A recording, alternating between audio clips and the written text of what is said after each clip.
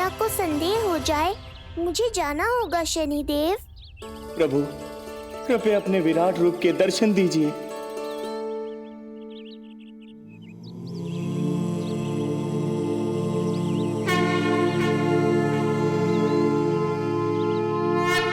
सशंख चक्रम सकिरीट कुंडलम सबीद वस्त्रम सरसीरुहे क्षणम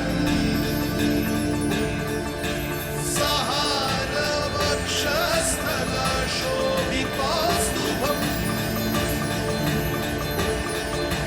नमामि विष्णुं शिरसा चतुर्भुजम्।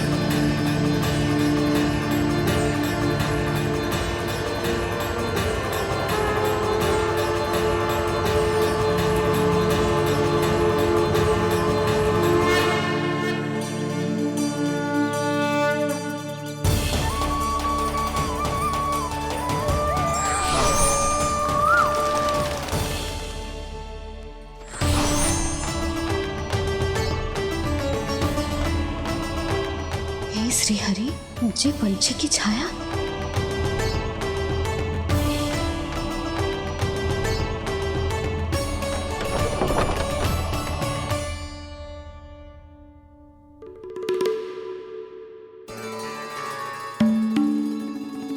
यशोदा, क्या हुआ? क्या देख रही हो? क्षण भर को लगो जैसे लल्ला की ना कोई पंछी की छाया हो। पंछी?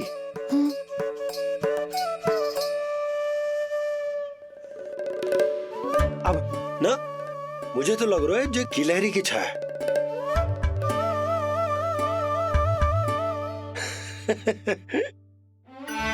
यशोदा, बालक नीलमणि है और बालकों वाले काम तुम कर रही हो। अरे प्रकाश और छाया से खेलने का काम लल्ला के लिए छोड़ दो। अरे परंतु ये देखो, झरोका खुलो है, ठंडी बयार चल रही है, लल्ला को ठंड लग जाएगी। बंद करो, जाओ। हाँ हाँ हाँ लल्ला, ए लल्ला।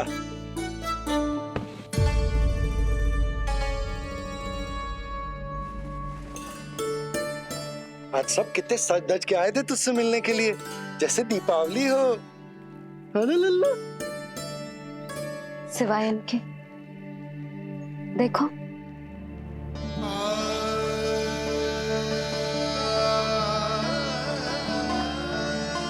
जब से चिच्ची मथुरा से लौटी है, इनका सजना सवरना सब छूट गया है। मैया, तब तो हमें अवश्य ही कुछ करना चाहिए। सुनो जी, हमें अवश्य कुछ करना चाहिए।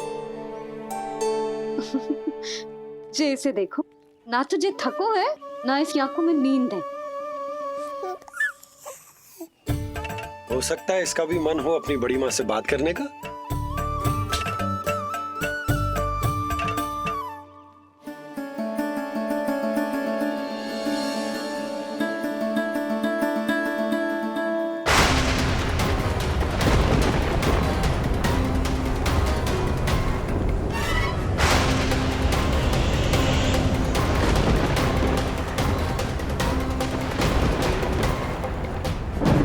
अरे लल्ला, डरने की क्या बात है?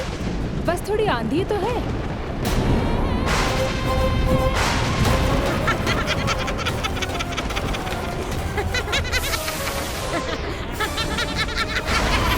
लल्ला, लल्ला, लल्ला, लल्ला।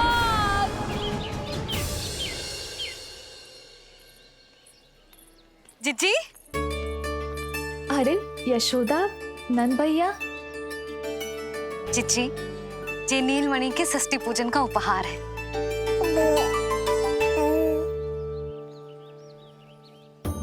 यशोदा, नंद भैया, मैं आप दोनों की भावनाओं का सम्मान करती हूँ। आप दोनों को तो पता है, मेरे हृदय में नीलमणि के प्रति अत्यधिक प्रेम है।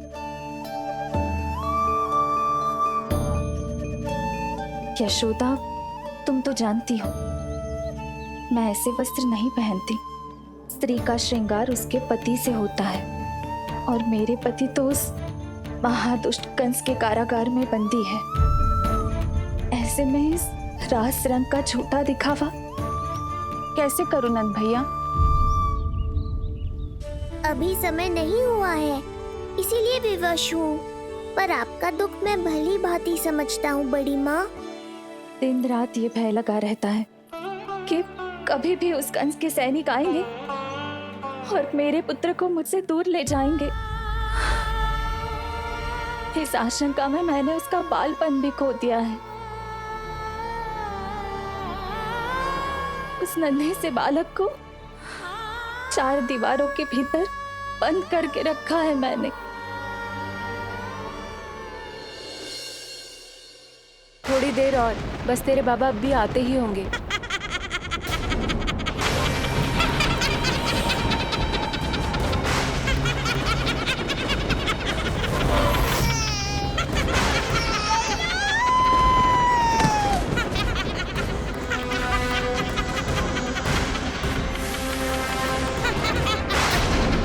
भाभी, आपका पुत्र हमारे नीलमणि का बड़ा भाई। आप उसे खुली हवा में सांस लेने दें। मेरा विश्वास करें, आप दोनों गोकुल में पूरी तरह सुरक्षित हैं। चिच्ची, नारायण के घर देर भले ही है, किंतु अंधेर ना है। बस कुछ समय का कष्ट और है चिच्ची, फिर सब ठीक हो जाएगा। और ये देखो, नीलमणि स्वयं आओ है आपको उपहार देने के लिए। इसे भी मना करोगे आप? नीलमणि, बस आज हट मत करना। मैं तुम्हारी ताऊ जी से मिलूंगी ना, तब नए वस्त्र गहने सब पहनूंगी, साज श्रृंगार करूंगी, तब पूर्ण अधिकार से देना तुम अपना उपहार। किंतु आज नहीं। बड़ी प्रसन्नता की प्रतीक्षा में छोटी छोटी प्रसन्नताओं को त्यागना नहीं चाहिए बड़ी माँ। जीवन तो परमात्मा का उपहार है, उसे जीना चाहिए। चिच्ची, बड़ी प्रसन्नता की प्रतीक्षा में जीवन की छोटी छोटी प्रसन्नताओं का त्याग ना करना चाहिए। जीवन तो परमात्मा का उपहार है, जीवन तो जीना चाहिए। नंदराज, नंदराज, नंदराज, क्या हुआ? भोला, बंसी, तुम दोनों यहाँ? जी वो उपनंद जी ने कही थी कि आपको वार्षिक कर के बारे में स्मरण करा दूं, इसलिए हम दोनों चले आए। अरे हाँ, नीलमणि के आने की प्रसन्नता में मैं तो भूल ही गया था। अधिक देर होने पर कंस की दृष्टि में आने का संकट। कोई ना, मैं कल मथुरा जाकर कर जमा करा दूं। अरे किंतु कल तो लल्ला का पालना उत्सव है। सुनो जी, शीघ्र ही आना। भैया, हो सके तो अपने भैया और बहन देवकी का समाचार भी पूछ लीजिएगा। जी भाभी। इस बार कछु समस्या नहीं होनी चाहिए। ये बार आज मथुरा से कछु अतिथि आए थे, उन्हें पता चलो है कंस ने राजा वासुदेव और रानी देवकी को कारागार से बाहर निकाल लो है और अपने महल में रख लो है।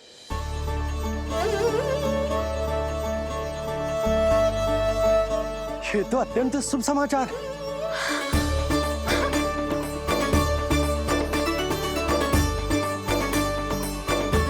तुमने पहले क्यों ना बताया? हमें लगो आपको पहले ही से पता होगी महाराज। अच्छा ठीक है, जाकर तैयारी करो, कल तुम दोनों भी मेरे साथ चलोगे।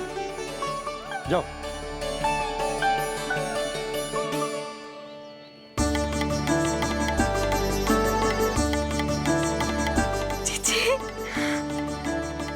भाभी, यशोदा ने कहा था ना कि नारायण के घर देर अवश्य, परंतु अंधेर ना है।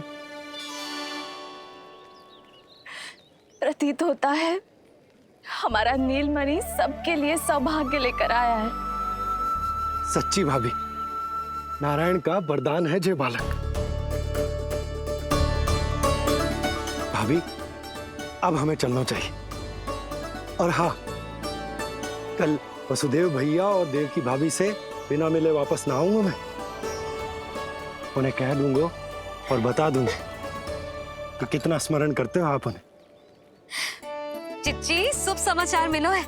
अब तो जो उपहार स्वीकार करना पड़ेगा। हाँ यशोदा, अत्यंत शुभ समाचार आया है और अपने साथ ही आशा भी लाया है कि अब शीघ्र ही उनसे मिलना संभव होगा।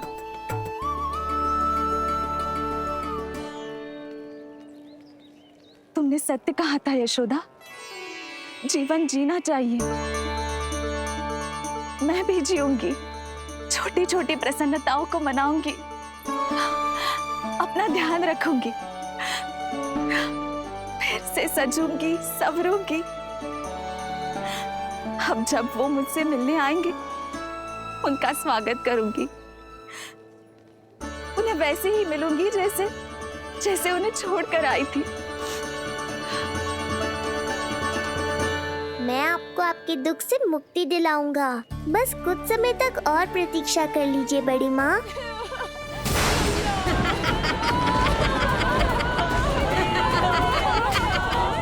कब तक बचेगा शिशु विष्णु?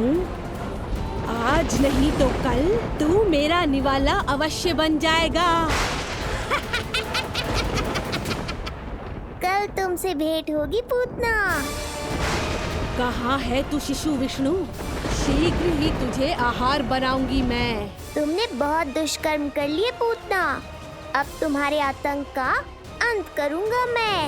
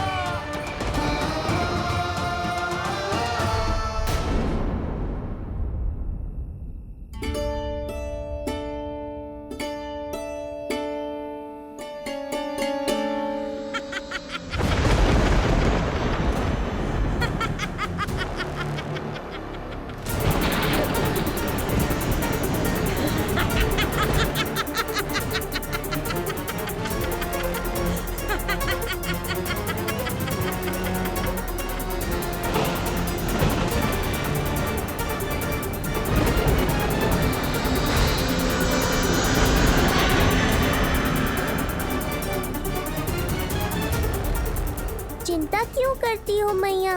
मैं हूँ ना।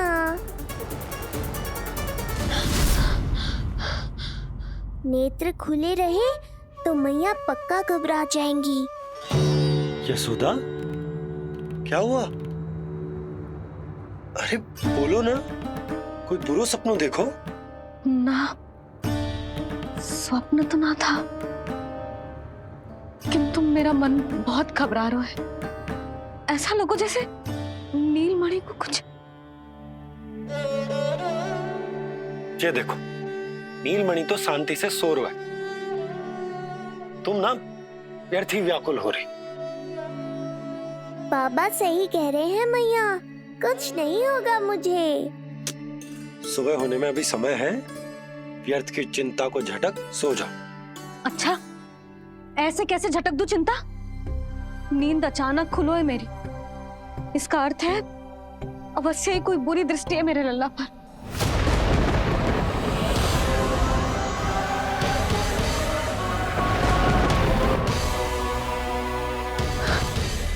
आप भी कल जा रहे हो मथुरा?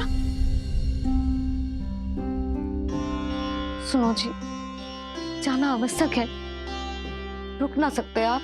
कर जमा करानो है यशोदा, कल अंतिम दिन है। यदि वो निकल गए तो नारायण ही जाने वो कंस क्या करेगा।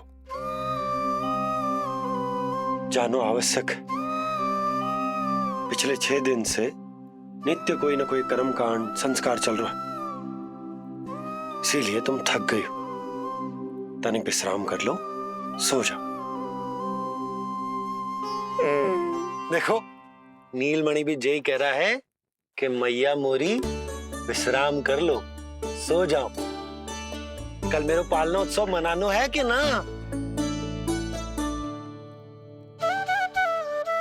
सो जाओ।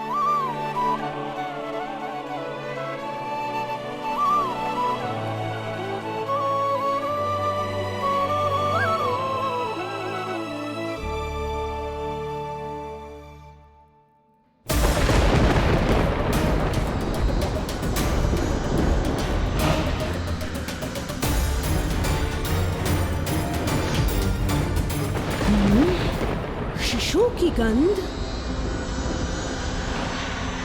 पर अब तो भूख भी मिट गई है। एक रात का समय बचा है बालक, जी ले। कल सूर्य की पहली किरण के साथ अंतिम सांस लेगा तू।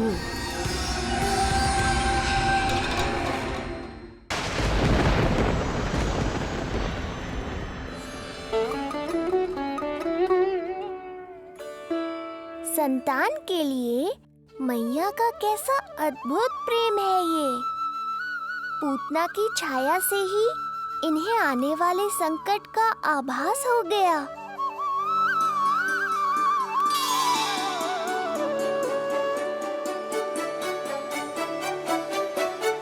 जब कोई बैलगाड़ी से यात्रा करता है तो गाड़ी पर चढ़ते ही सामान की गठरी नीचे रख देता है। उसे पूरे समय अपने सिर पे ढोते हुए यात्रा नहीं करता। उसी प्रकार आप भी अपनी चिंता की गठरी मुझे सौंप दो मैया, मैं सब संभाल लूंगा। जैसे आप थपकी देकर मुझे सुलाती हो, वैसे ही आज मैं आपको सुलाऊंगा।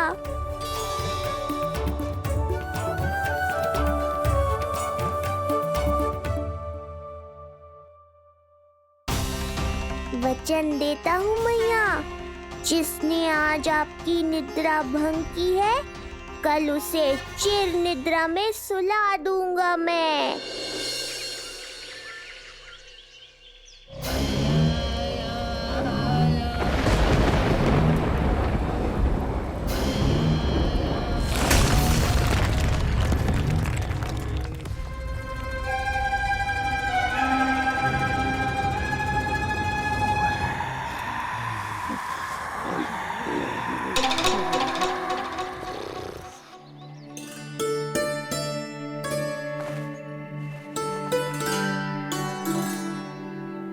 गाड़ी तैयार है नंदराज जी।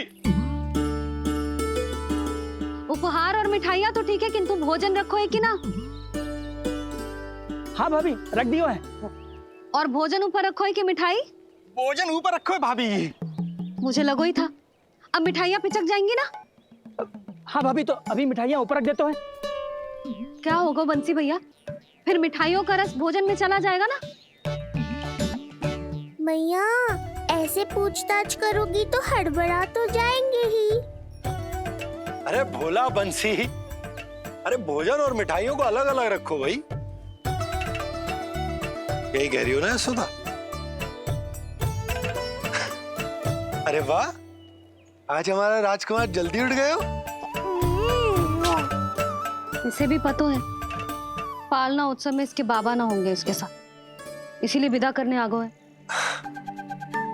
फिर कोई ऐसो कर्मकांड ना होगो जब मैं ना हूं। बस आज जाने दे लल्ला,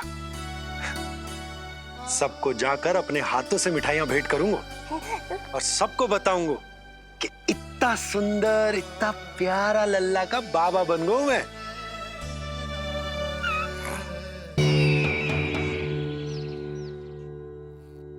भैया के अत्याचारों की कोई सीमा ही नहीं।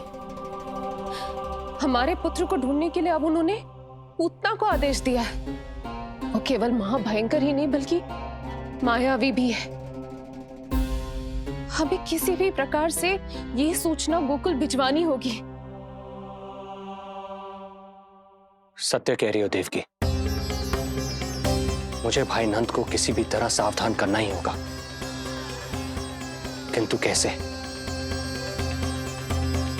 हमारे लल्ला के बारे में जानकर सबसे अधिक कौन प्रसन्न होगा पता है? वसुदेव भैया। सत्य कहा आपने।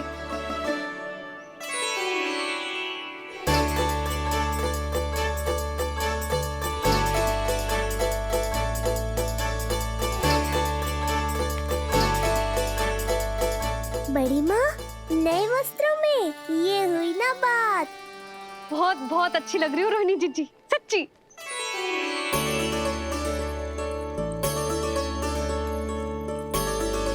आपने जीवन में फिर से रुचि लेना आरंभ कर दियो है, ये जानकर वसुदेव भैया की प्रसन्नता दुगनी हो जाएगी।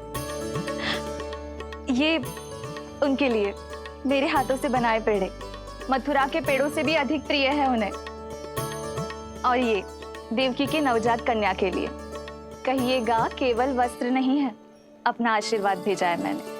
जी। सच में यशोदा, नीलमणि एक आशा का दूत बनकर आया है मेरे जीवन में।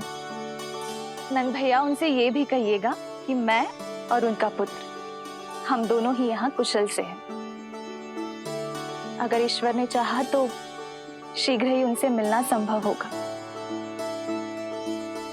वसुदेव भैया और देवकी भाभी से बहुत सारी बातें करनी है। यदि विलंब हो जाए तो चिंता मत कर, जाने से पहले अल्लाह को हृदय से तो लगा लो।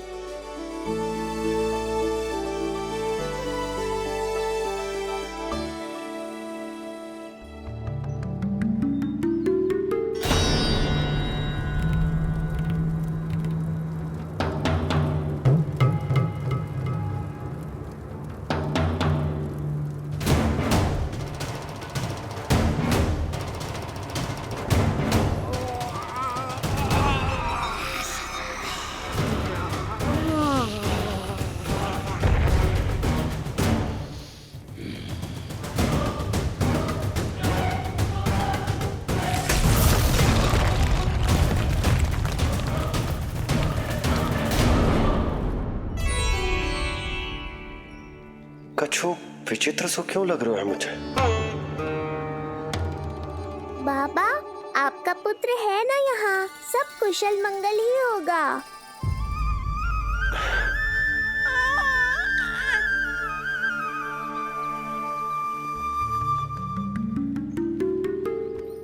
चलता हूँ।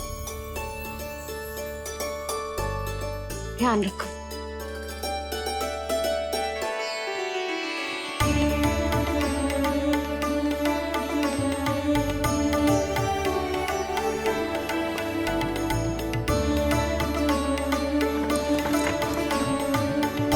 जय राम जी की। जय राम जी की।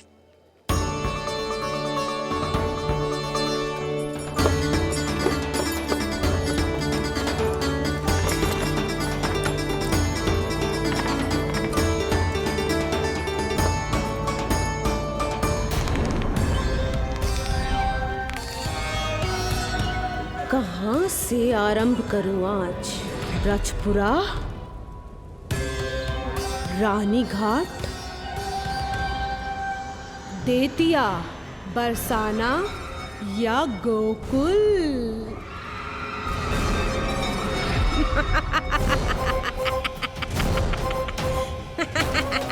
यही तो चाहता था मैं कि तुम यहाँ आओ।